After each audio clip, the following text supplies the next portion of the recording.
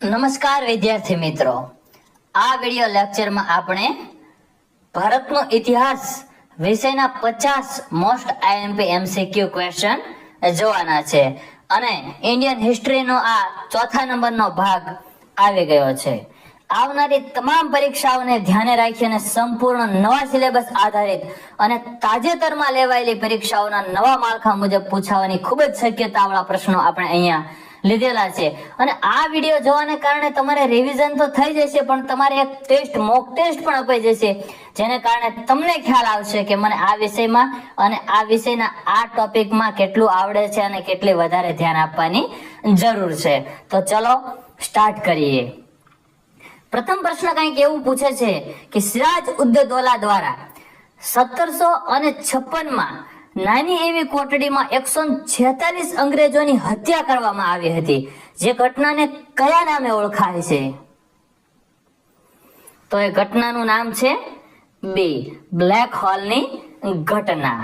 પ્લાસીના યુદ્ધમાં જીત્યા બાદ અંગ્રેજોએ બંગાળના કઠપુતળી નવાબ તરીકે કોને સ્થાન આપ્યું? મીર જાફરને સ્થાન આપ્યું. કઠપુતળી પ્રકારનો મતલબ કે વાસ્તવિક શાસન અંગ્રેજોના હાથમાં હતું, ખાલી કેવા પૂરતો નામ માત્રનો નવાબ હતો. કઈ સંધિ દ્વારા અંગ્રેજોએ બંગાળ, બિહાર અને ઓરિસ્સાની દીવાની સત્તા પ્રાપ્ત થઈ? અલ્હાબાદની સંધિ. આ સંધિ ક્યારે થઈ હતી? બક્સરના યુદ્ધ પછી. ગુરુ અર્જુન દેવની હત્યા કયા મુગલ બાદશાહ દ્વારા કરવામાં આવી હતી? જહાંગીર દ્વારા ગુરુ અર્જુન દેવની હત્યા કરવામાં આવી હતી. મહારાજા રણજીત સિંહ ના રાજ્યની રાજધાની કઈ હતી? પંજાબ કેસરી. લાહોર એ એમની રાજધાની હતી. નિમ્નલિખિત માંથી કોનું વાસ્તવિક નામ રામચંદ્ર પાંડુરંગ હતું? તાત્યા ટોપે. 1857 ના સંગ્રામમાં છોટા ઉદેપુર એમને કબજે કરેલું અને ઝાંસીની રાણી સાથે અંગ્રેજો સામે લડત આપનાર એક શક્તિશાળી નેતાનું જો નામ હોય તો એ છે તાત્યા ટોપે. 1857 ના સંગ્રામ સમયે બ્રિટનમાં પ્રધાનમંત્રી કોણ હતું?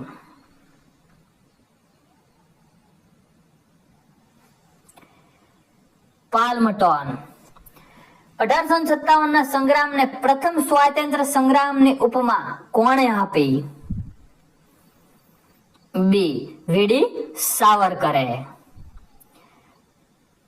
1828 માં કોના દ્વારા બ્રહ્મ સભાની સ્થાપના કરવામાં આવી?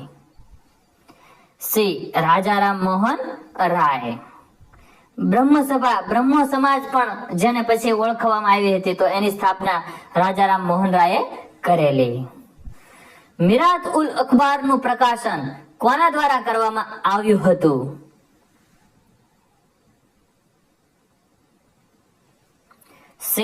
રાજારામ મોહન રાય દ્વારા.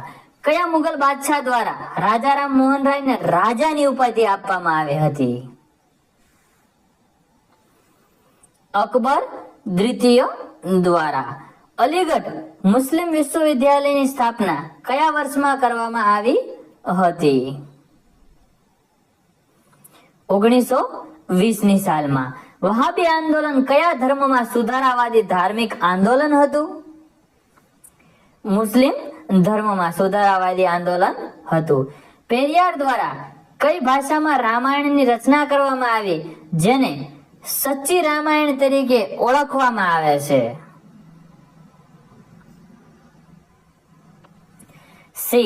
તમિલ ભાષામાં પેરિયારે રામાયણની રચના કરી. પારસી ધર્મ સુધારા માટે કઈ પત્રિકા પ્રકાશિત કરવામાં આવતી?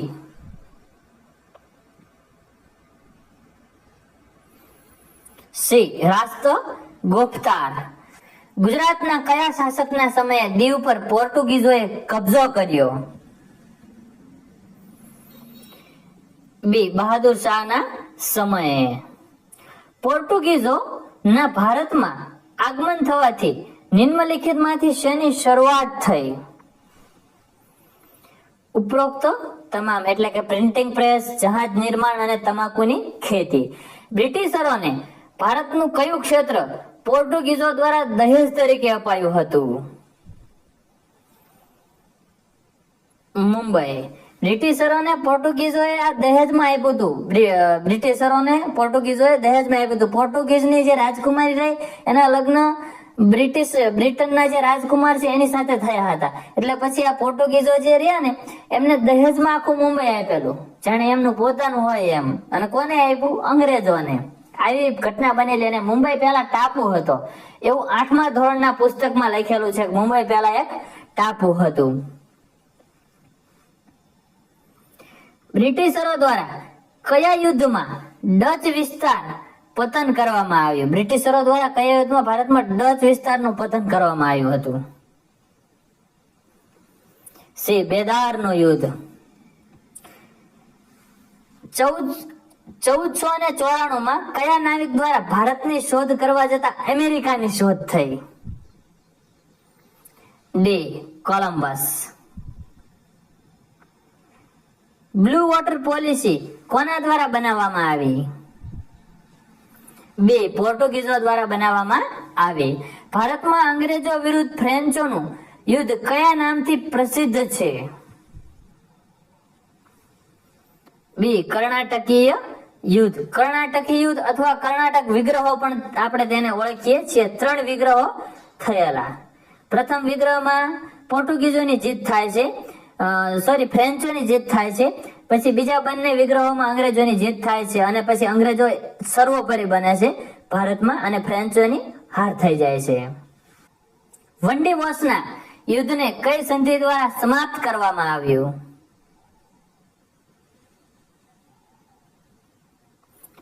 સી. પેરિસની સંધિ દ્વારા આ યુદ્ધને સમાપ્ત કરવામાં આવ્યું. કલકત્તામાં એશિયાટિક સોસાયટીની સ્થાપના સમયે બંગાળના ગવર્નર જનરલ કોણ હતા? Warren Hastings. કયો ગવર્નર જનરલ પોતાને બંગાળનો સિંહ કહેતો હતો?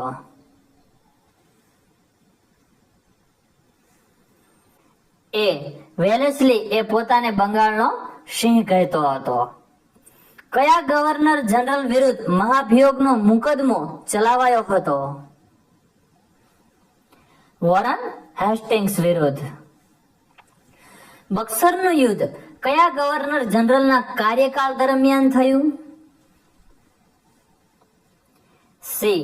રોબર્ટ ક્લાઇવના સમયગાળા દરમિયાન બક્સરનું યુદ્ધ થયું. ભારતના પ્રથમ વાઇસરોય કોણ હતા? કેનિંગ હતા.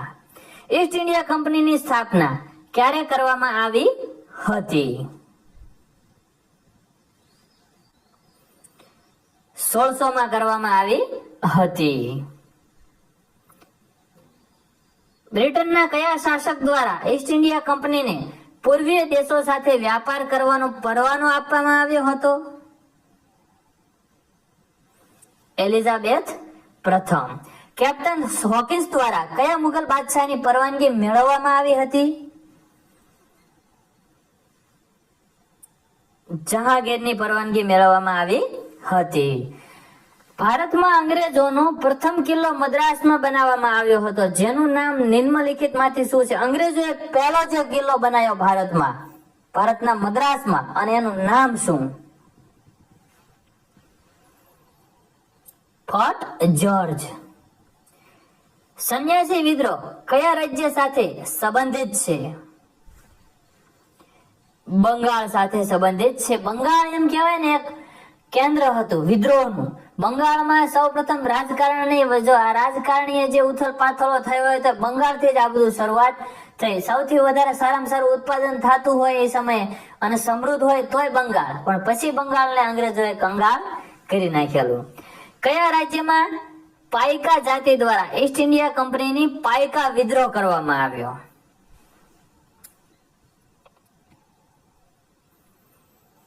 બી. ઓડિશા. સંન્યાસી વિદ્રોહનું તાત્કાલિક કારણ નિમ્નલિખિત માંથી કયું હતું?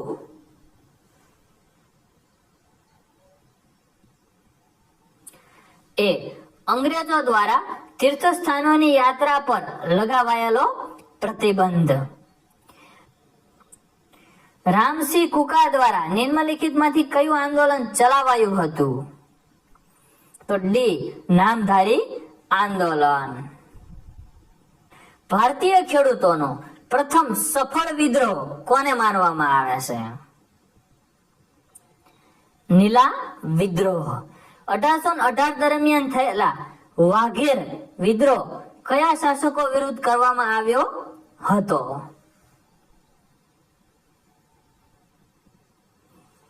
બી ગાયકવાડ શાસકો વિરુદ્ધ કરવામાં આવ્યો હતો. સહાયક સંધિની નીતિ કયા અંગ્રેજ ગવર્નર દ્વારા અપનાવવામાં આવી? વેલેસ્લી, જેને સહાયકારી યોજના પણ કહેવાય છે. ડેલહાઉસીના વિલયના સિદ્ધાંત અંતર્ગત સૌપ્રથમ કયું રાજ્ય ખાલસા કરવામાં આવ્યું?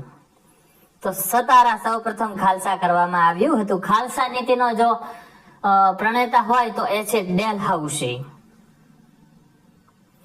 1780 માં ભારતનું પ્રથમ સમાચાર પત્ર કોના દ્વારા પ્રકાશિત કરવામાં આવ્યું હતું? જેમ્સ ઓગસ્ટ દ્વારા. 1835 ના પ્રેસ અધિનિયમને અન્ય કયા નામે ઓળખવામાં આવે છે?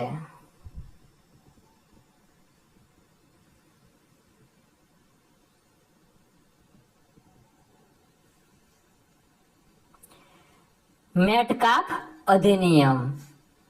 વર્નાક્યુલર પ્રેસ એક્ટને કયા ગવર્નર જનરલ દ્વારા રદ કરવામાં આવ્યો હતો? રિપન દ્વારા. બંગાળી ભાષામાં સોમપ્રકાશનું પ્રકાશન કોના દ્વારા પ્રારંભ કરવામાં આવ્યું? ઈશ્વરચંદ્ર વિદ્યાસાગર. બાળ ગંગાધર તિલક દ્વારા અંગ્રેજીમાં કયું સમાચાર પત્ર ચલાવાતું હતું? મરાઠા એ અંગ્રેજીમાં ચલાવાતું હતું અને કેસરી એ મરાઠી ભાષામાં ચલાવાતું હતું. મરાઠા એ અંગ્રેજી ભાષામાં, આપણને એવું થાય કે મરાઠા મરાઠી ભાષામાં હશે, પણ મરાઠા છે ને એ અંગ્રેજી ભાષામાં, અને કેસરી છે, આ જે કેસરી જોવો છો એ મરાઠી ભાષામાં હતું. નિમ્નલિખિત માંથી કોના દ્વારા ભગવદ્ ગીતાનો અંગ્રેજીમાં અનુવાદ કરવામાં આવ્યો હતો? તો ચાર્લ્સ વિલિંગ્સ. 1857 માં કયા સ્થળે હિન્દુ કોલેજની સ્થાપના કરવામાં આવી હતી? કલકત્તા ખાતે. મેકોલે સમિતિ દ્વારા ભારતીયોને કઈ ભાષામાં શિક્ષણ આપવાની ભલામણ કરવામાં આવી હતી? અંગ્રેજી. કયા અધિનિયમ અંતર્ગત શિક્ષણ વિભાગ પ્રાંતીય સરકારને હસ્તાંતરિત કરવામાં આવ્યો?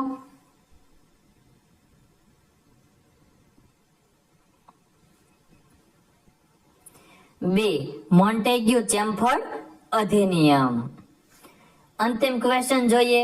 વિદ્યાર્થી મિત્રો, જો તમને વિડીયો પસંદ આવે તો વિડીયોને લાઈક કરો, આપણી આ યુટ્યુબ ચેનલને સબસ્ક્રાઇબ કરી શકો છો, અને તમારી જેમ તૈયારી કરતા બીજા તમારા મિત્રોને આ વિડીયો શેર કરી અને એમને મદદરૂપ પણ થઈ શકો છો.